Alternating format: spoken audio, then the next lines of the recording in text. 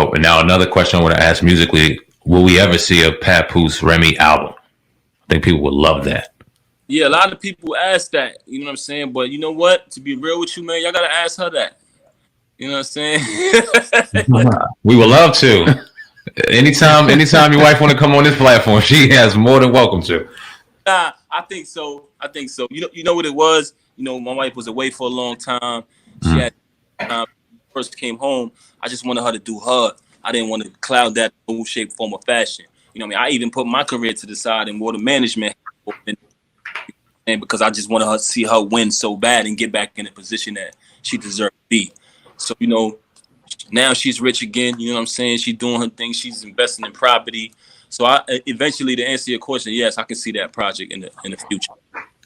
You talk about that a little bit because I heard Remy say on one live stream that, you know, she pretty much, you know, was a millionaire. She went in, she became a millionaire again, man. Could you talk about how you helped facilitate that and just held her down through all those tough years?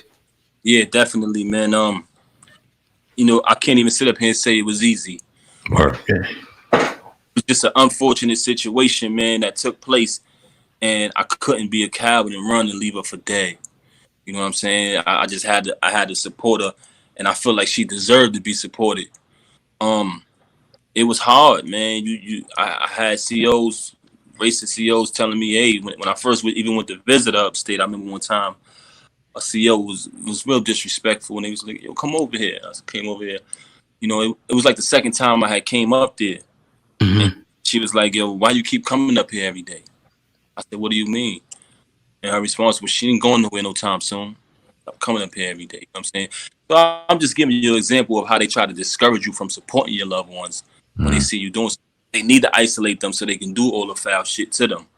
You know what I'm saying? But eventually it became a little easier for us. We just built our life, and I set up my household as if she was still there.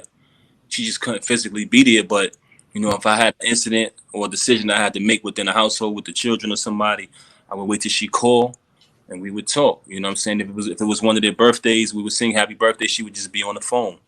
Every holiday, you know what I mean, we went up there to visit her, and then we continued with our day. But the first thing, you know, we did was we sat with her, and I traded information. I gave her as much information as possible so she can feel like she was still involved in the outside world. Because what prison does is it takes your loved ones from the outside world, and it kind of sets them back. Most people who become incarcerated, they get frozen in time. That's why you see brothers come home and they still moving like it's back in the days, because their loved ones aren't letting them know and keeping them updated with what's going on. So I shared information with her, and I just kept her involved in my everyday life. You know what I'm saying? Eventually we got trailer visits, so we was able to spend every 6 weeks, we were able to spend intimate time together.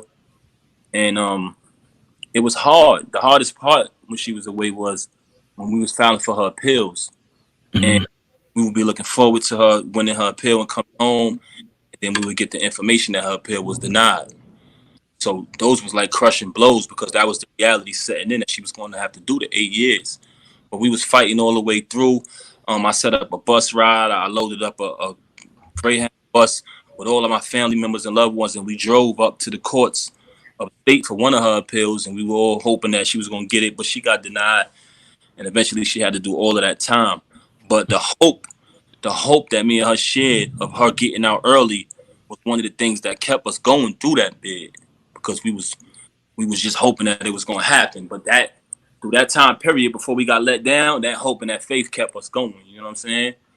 So it was a tough time, man. It was a tough time. And just to see her suffer, you know what I mean, it made me frustrated, because there was nothing I could do to help her. You know, I was one of the people that was telling her, you're going to beat the case. You know what I'm saying? And she was telling me, no, I'm going to blow trial. Keep it close.